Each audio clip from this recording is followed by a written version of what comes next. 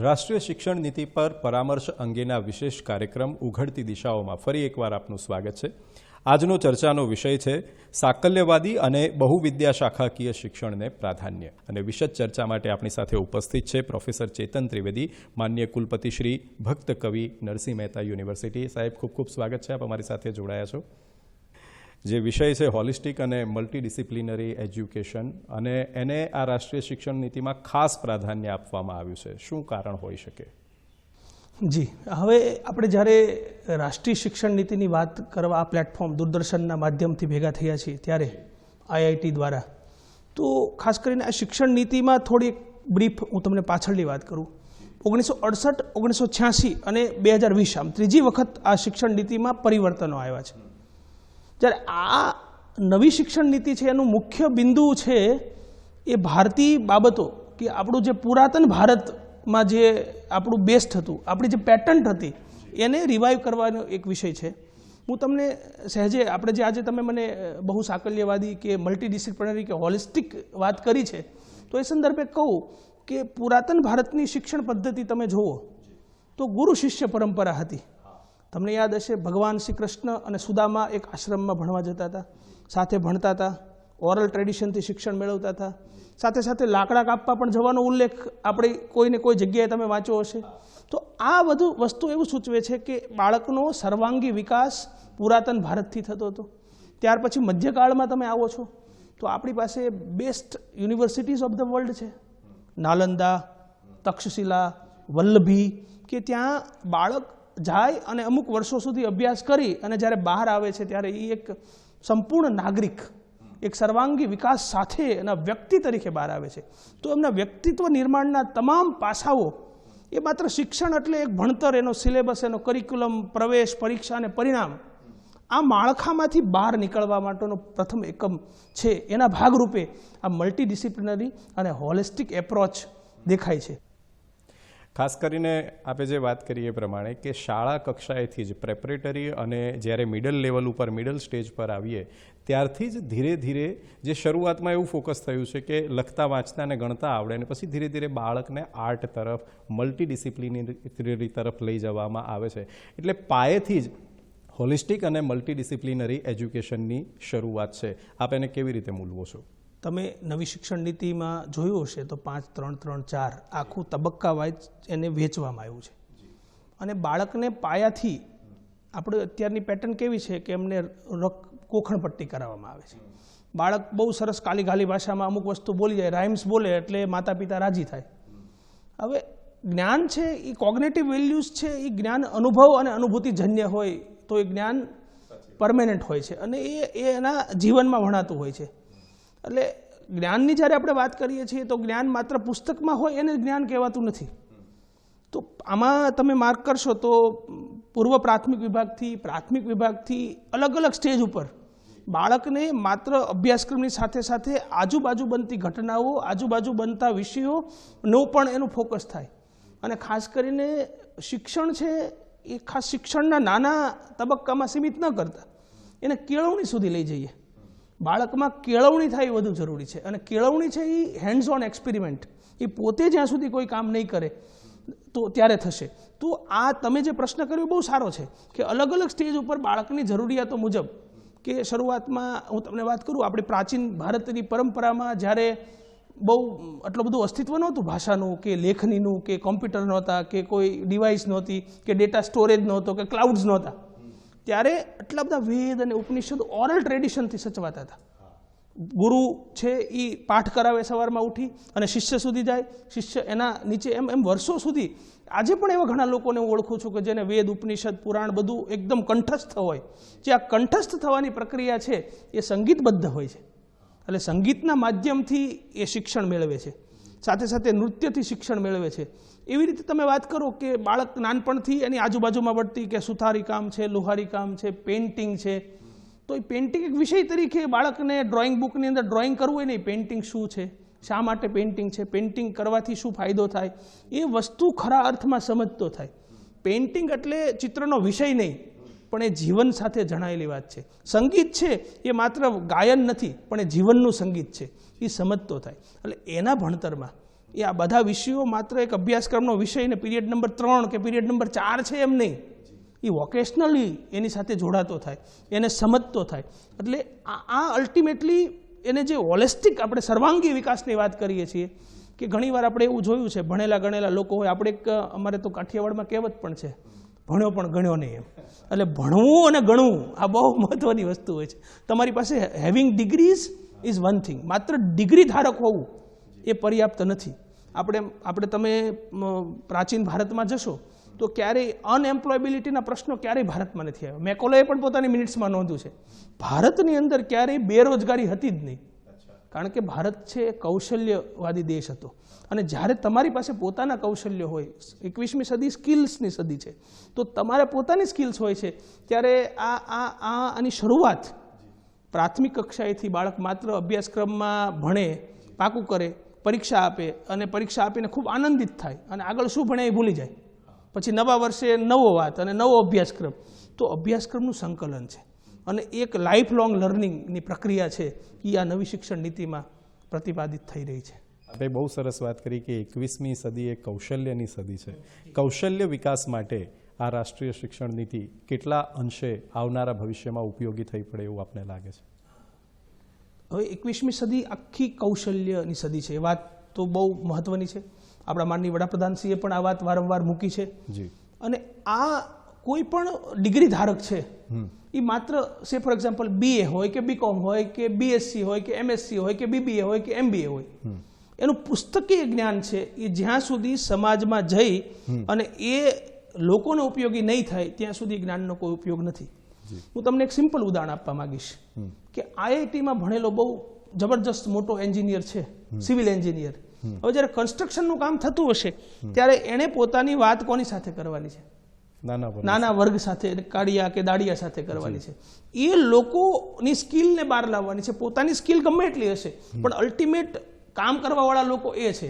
એટલે કોઈને પણ પોતામાં, અને ભગવાને છે ને દરેકને એકને કોઈને કઈ કૌશલ્ય આપ્યું છે. આપણે એક મારી વ્યક્તિત્વની સાથે મને કંઈક અલગ એક કોઈ પર્સનાલિટી આપી છે, મારું એક અલગ વ્યક્તિત્વ આપ્યું છે. એ વ્યક્તિત્વ છે એ મારી જાગીર છે, મારી સંપત્તિ છે અને ઇટ્સ અ ગોડ ગિફ્ટ. એ દરેક પાસે હોય છે. કોઈનામાં અલગ કલા હોય, કોઈનામાં અલગ કલા હોય. તો આ જે કૌશલ્ય છે એ કૌશલ્ય બાળક નાનપણથી જો એને જુદા જુદા સ્કોપ આપવામાં આવશે. આ તો બાળક જન્મે અને એમ કે મારા દીકરાને ડોક્ટર બનાવવો છે, કે મારા દીકરાને વકીલ બનાવવો છે, કે એન્જિનિયર બનાવવો. એ પેલું 3 Idiots મૂવી તમે જોયું હશે, એમ કૌશલ્ય એને જુદા જુદા પરિમાણમાં મૂકવામાં આવે, જુદી જુદી પરિસ્થિતિમાં બાળક અનુભવ કરે અને અનુભૂતિ લે તો એને પોતે કયા કૌશલ્યમાં પાવરધો છે એનો ખ્યાલ આવશે. ખાસ કરીને કૌશલ્યના સંકલન માટે જ્ઞાનનું સંકલન ખૂબ જરૂરી છે અને એની એક ખાસ વિભાવના આ રાષ્ટ્રીય શિક્ષણ નીતિમાં રજૂ કરવામાં આવી છે. તમે આમ સર્કલની રીતે જુઓ તો શિક્ષણને વચ્ચે મૂકી અને એને કેળવણી તરીકે જોઈએ તો એ કોઈ પણ વિદ્યાશાખાનો સ્નાતક હોય કે કોઈ પણ વિદ્યાશાખામાં કોઈ પણ લેવલ સુધી ભણેલો હોય. ઇવન નવી શિક્ષા નીતિમાં એની પણ વાત છે કે એને ફ્લેક્સિબલ એક્ઝિટની પણ વાત કરી છે. મલ્ટિપલ એક્ઝિટ છે કે સર્ટિફિકેટનું પેલું પ્રમાણપત્ર મેળવી શકે, ત્યાર પછી ડિપ્લોમાનું પ્રમાણપત્ર મેળવી શકે, ડિગ્રીનું પ્રમાણપત્ર મેળવી શકે, હાયર કોગ્નિશન અને રિસર્ચનું પણ મેળવી શકે. તો એ સમયે જ્યારે આપણે આ વાત કરતા હોઈએ છીએ ત્યારે શિક્ષણની સાથે સાથે મહત્ત્વની બાબતો લઈએ તો એ જ્યારે કોઈ બાયોલોજી વિષય ભણે છે તો એની સાથે સાથે એને સોશિયલ સાયન્સ, ભાષાઓ, સાયન્સ, લેંગ્વેજીસ અને રમતગમત આ બધું, કારણ કે તંદુરસ્ત મન અને તંદુરસ્ત શરીર છે એ બહુ મહત્ત્વની વસ્તુ છે. તમારી પાસે ગમે એટલું જ્ઞાન છે, તમારા વિષયનું જ્ઞાન છે, પણ તમારું તન તંદુરસ્ત નહીં હોય અને મન તંદુરસ્ત નહીં હોય તો આ જ્ઞાન તમારા સુધી સીમિત રહી જશે. તો નવી શિક્ષણ નીતિમાં જે જ્ઞાનની વાત કરવામાં આવી છે એ ઓપનનેસ છે.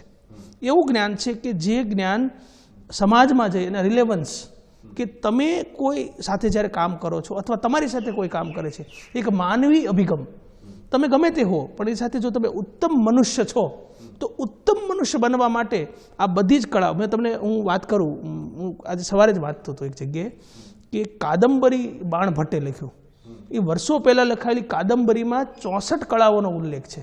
હવે આ 64 કળાઓ એટલે શું?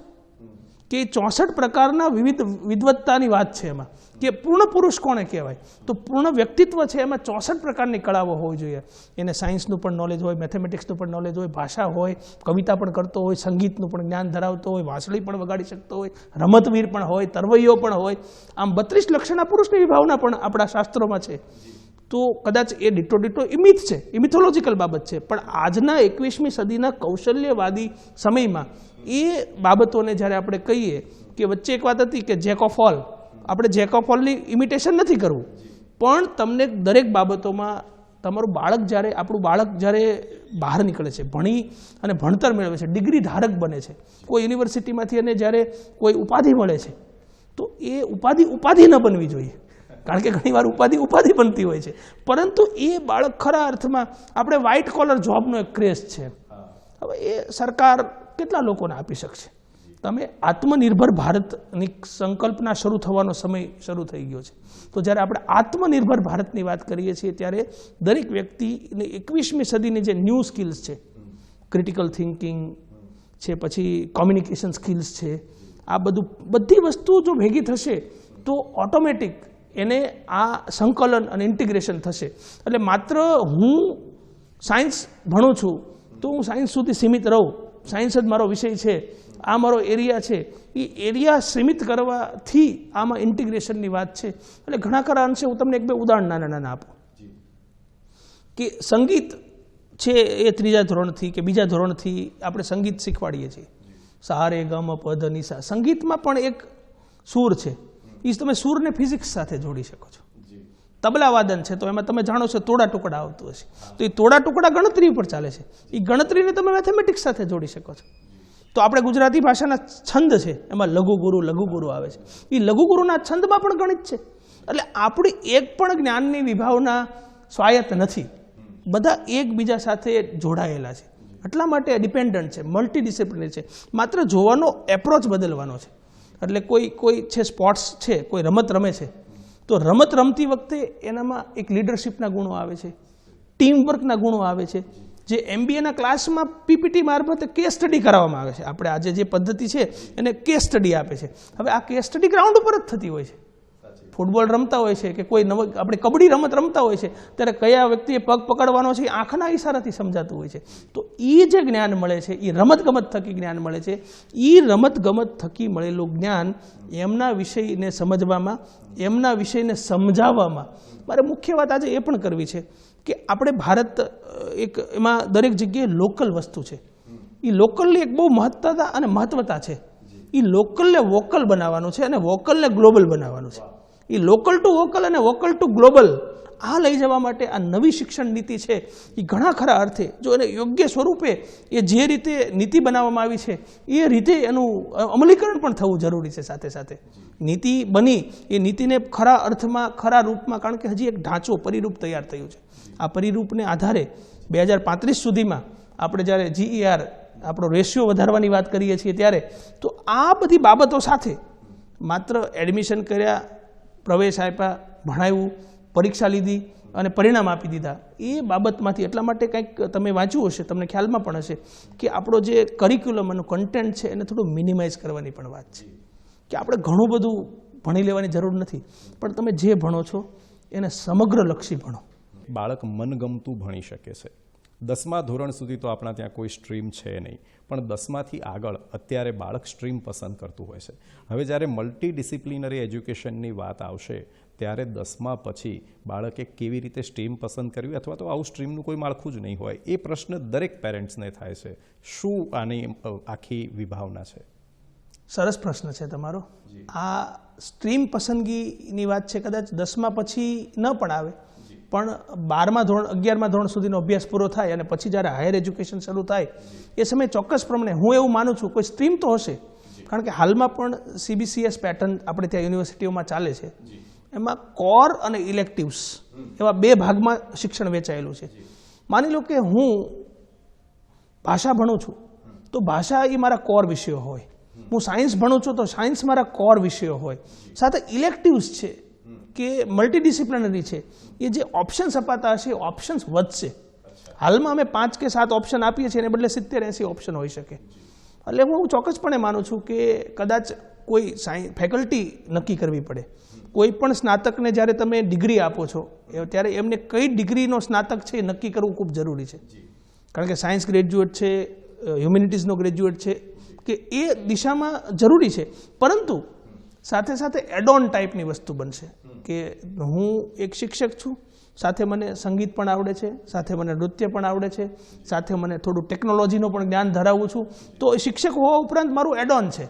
તો એમ આ જે આપણે વાત તમે કરો છો, એટલે હું એવું નથી માનતો કે ફેકલ્ટી એબોલિશ, કારણ કે એ બહુ મોટી કસરત છે. ફેકલ્ટી દૂર થવી અને સ્પેશિયલાઇઝેશન એમ નહીં, પણ કોર રહેશે. સબ્જેક્ટ અમુક એનું વેઇટેજ જે હશે એ વેઇટેજની સાથે જે તમને કદાચ ખ્યાલમાં હશે કે હાલમાં લિબરલ સ્ટડીઝની વાત કરે છે કે જેમાં મુક્તતા હોય જ્ઞાન મેળવવાની, કે તમે અત્યારે આપણે એક બહુ આમ ચોકઠા નક્કી કરી લીધા છે કે સાયન્સ ભણતા હોય આ જ ભણે, કોમર્સ ભણતા હોય આ જ ભણે. એ આપણું એક બંધન થઈ ગયું છે અને એ વર્ષોથી કોણે નક્કી કર્યું ખબર નથી, પણ ચાલે છે અને ગ્રુપ પ્રમાણે બધું ચાલે છે.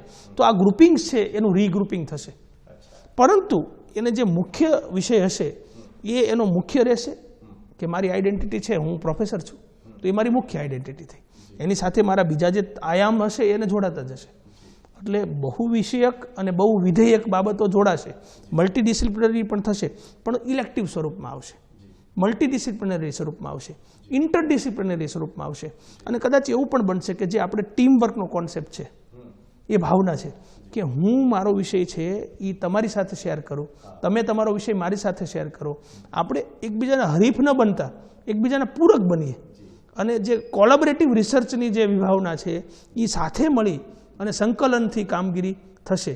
એટલે એવું કદાચ મને I don't know, I am not sure કે આખું ફેકલ્ટી બદલાઈ જાય ને સ્વાયત્તતા આવે, ગમે એને જે ભણવું હોય ભણે, એના પણ માપદંડો તો હશે. એટલે એના કારણે તમે તમારું સ્પેશિયલાઇઝેશન, કારણ કે જ્યારે તમારી કોઈ નિમણૂક એપોઇન્ટમેન્ટ કે તમારી કાર્યદક્ષતા નક્કી થતી હોય ત્યારે તમારો એરિયા નક્કી થવો જોઈએ. બાકીની વસ્તુ છે એ આપણી પર્સનાલિટીના ટ્રેટ્સ છે કે 32 લક્ષણો હોય તો એમાં બાકીના કોકની પાસે 10 હોય, 15 હોય, 20 હોય, એમ જેટલું વધારે હશે. એ આ નવી શિક્ષણ નીતિમાં સારી વસ્તુ એ છે કે આ બધી વસ્તુઓ તમને તમારા એજ્યુકેશનમાંથી મળે છે. હવે તમને એક સરસ ઉદાહરણ આપું. આજકાલ બધા મા બાપને પોતાના બાળકોને બહુલક્ષી બનાવવાનો બહુ શોખ હોય છે. તમે વેકેશન આવશે એટલે બધા ક્લાસીસની જાહેરાતો આવવા મળશે, ડાન્સની જાહેરાત આવશે, સંગીતની આવશે, યોગાની આવશે. તો એક મહિનામાં એ થોડા દિવસો માટે શીખીને એમને પછી એવી અપેક્ષા રાખશે કે એમનું બાળક એમાં સર્વોચ્ચ સ્થાને પહોંચી જાય. હવે એની પાછળની વિભાવના એવી હોય છે કે વેકેશનમાં બાળક ઘરે શું કરે તો કાંઈક કરે. હવે બાળકને પેઇન્ટિંગ ગમે છે કે નથી ગમતું, યોગ ગમે છે, ફલાણાનો દીકરો ગયો એટલે આપણો દીકરો કે દીકરી જાય, એ વસ્તુ અટકશે. કારણ કે એમના અભ્યાસના સમય દરમિયાન આ બધી બાબતો એમના કરિક્યુલમના ભાગરૂપે હશે. અને સાથે સાથે આમાં ભાષાની પણ વાત કરી છે કે બાળક જે ભાષામાં બોલે છે, જે ભાષામાં વિચારે છે, એમાં ખૂબ કમ્ફર્ટેબલ હોય છે.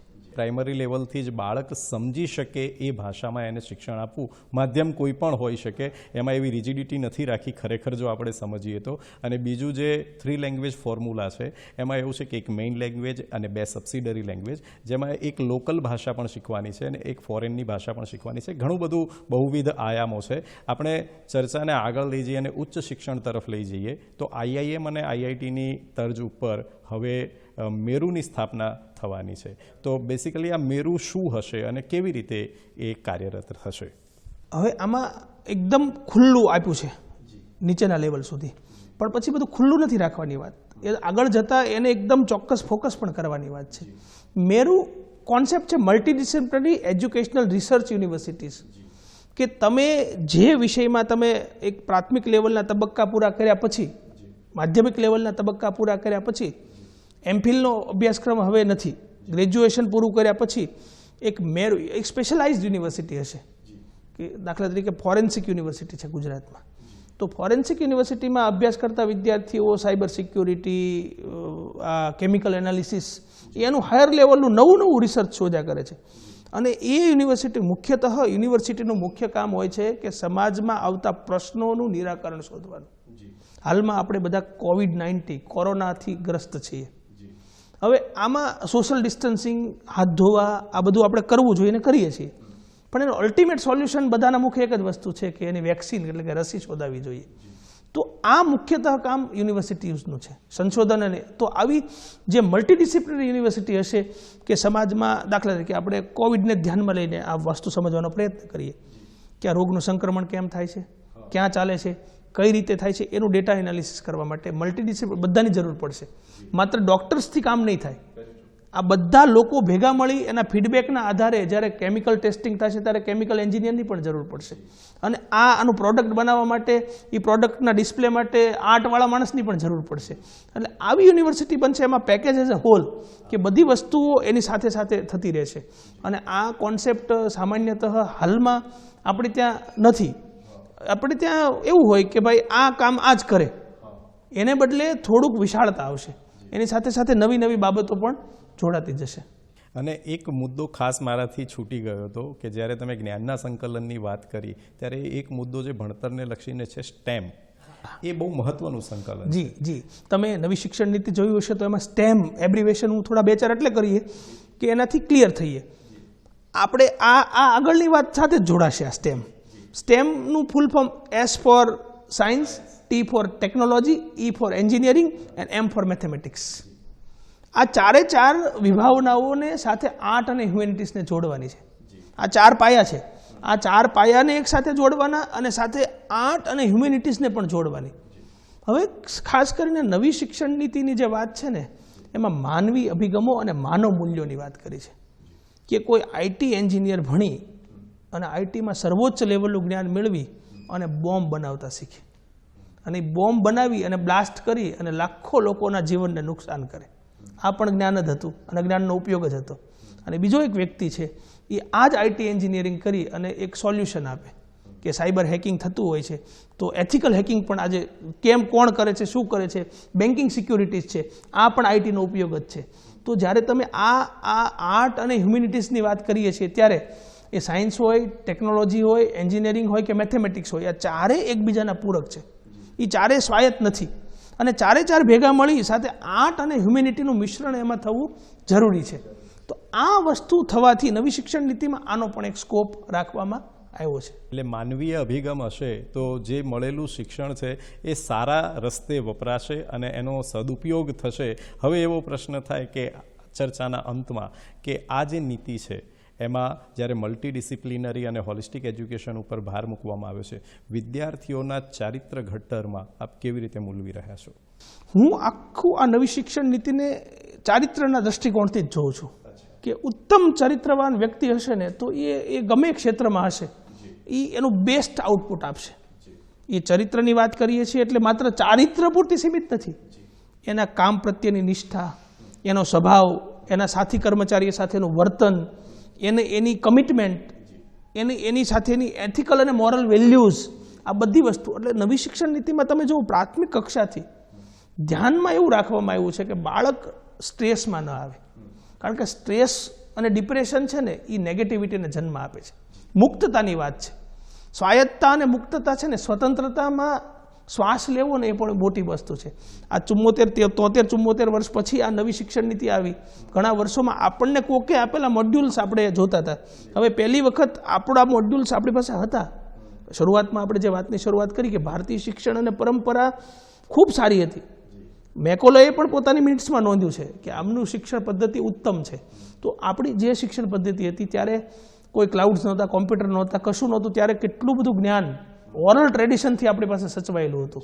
આજે પણ એ જ્ઞાન કદાચ, અને એ બહુ સહજ રીતે શીખાતું હતું. આજે પણ તમને ઉદાહરણ આપું કે આપણા બાળકો નાના ફિલ્મના ગીતો કે એવી સ્ટોરીઝ છે એ ઓટોમેટિક કોઈ પ્રયત્ન કર્યા વગર શીખી લે છે, અને જે વસ્તુના બહુ પ્રયત્ન કરવામાં આવે છે ને એ ભૂલી જાય છે. એટલે આ પ્રયત્ન વગરની વાત છે. અને જ્યારે પ્રયત્ન વગર તમે કરો છો ને, એટલે જ્ઞાન છે એ જો એક ઢાંચામાં મળે તો એક સીમિત જ્ઞાન મળે છે. પણ મારા દ્રષ્ટિકોણથી અનુભવ સિદ્ધ અને અનુભૂતિજન્ય જ્ઞાન, તમને અનુભવ કરવાથી, અનુભૂતિ થવાથી જે જ્ઞાન મળે છે ને, એ જ્ઞાન તમારા અંદર ઉતરી જાય છે અને એ તમારા વર્તનમાં પ્રગટે છે. અને વર્તનમાં ત્યારે પ્રગટે ત્યારે એક જે મનુષ્યને ચરિત્રની વાત કરી છે આપણે, કે એક વ્યક્તિત્વનું બહુલક્ષિત વ્યક્તિત્વની વાત કરી છે. એમાં ખાસ કરીને હોલિસ્ટિક વાત હું કરું છું તો મનુષ્યમાં કેવા ગુણો આવવા જોઈએ, હું પણ એવી અપેક્ષા રાખું, આ નીતિની પણ એવી અપેક્ષા છે કે આપણો કોઈ પણ વિદ્યાર્થી જ્યારે અભ્યાસ કરીને પૂર્ણ કરે તો એનામાં સત્ય, ધર્મ, શાંતિ, પ્રેમ, અહિંસા, કરુણા અને સેવા, આ ગુણો પણ વિકસે. માત્ર એમના વિષયનું જ્ઞાન તો હોય, પણ એ વિષયનું જ્ઞાન પૂરતું હોય અને એ વિષયના જ્ઞાનના મદમાં આ બધું જો ભૂલી જાય તો એ જ્ઞાન બધું નકામું થઈ જાય છે. અને આ બધું ઇન્ટિગ્રેટેડ થવું જોઈએ, સંકલિત થવું જોઈએ. આ બધી વસ્તુ સંકલિત થશે તો ખરા અર્થમાં એક એવા પ્રકારનો સમાજનું નિર્માણ થશે કે જેની અંદર જેને કહેવાય ને રામ રાજ્યની કલ્પના હતી. કારણ કે અલ્ટિમેટલી વ્યક્તિ જે વાત કરે છે જુદી હોય ને વર્તન કરે એ જુદું છે. વાત અને વર્તન જ્યારે એક સરખું થશે તો એ શિક્ષણથી થતું હોય છે. તો નવી શિક્ષણ નીતિમાં આ બાબત ખાસ કરીને વણી લેવામાં આવી છે. વિદ્યાર્થીમાં ઓનેસ્ટી આવશે, ઇનોસન્સ એનું જળવાયેલું રહેશે અને આવતીકાલના સમાજમાં એ શ્રેષ્ઠ નાગરિક બનીને ઉભરી શકે એવી તમામ શક્યતાઓ, તમામ પરિકલ્પનાઓ રાષ્ટ્રીય શિક્ષણ નીતિમાં કરવામાં આવી છે. સાહેબ, આપ જૂનાગઢથી અહીં આવ્યા, અમારી સાથે જોડાયા, આપનો કિંમતી સમય આપ્યો અને આ તલસ્પર્શી ચર્ચા કરી. આપનો ખૂબ ખૂબ આભાર. રાષ્ટ્રીય શિક્ષણ નીતિ પર પરામર્શ જે અંગેનો વિશેષ કાર્યક્રમ છે ઉઘડતી દિશાઓ, જેમાં આજે આપણે ચર્ચા કરી પ્રોફેસર ચેતન ત્રિવેદી, માન્ય કુલપતિ શ્રી ભક્ત કવિ નરસિંહ મહેતા યુનિવર્સિટી જૂનાગઢથી આપણી સાથે જોડાયા. આવતીકાલે ફરી પાછા મળીશું 5+3+3+4 રૂપરેખામાં શાળા અભ્યાસક્રમ અને શિક્ષણ શાસ્ત્રનું પુનર્ગઠન આ વિષય સાથે. ત્યાં સુધી રજા આપશો. નમસ્કાર.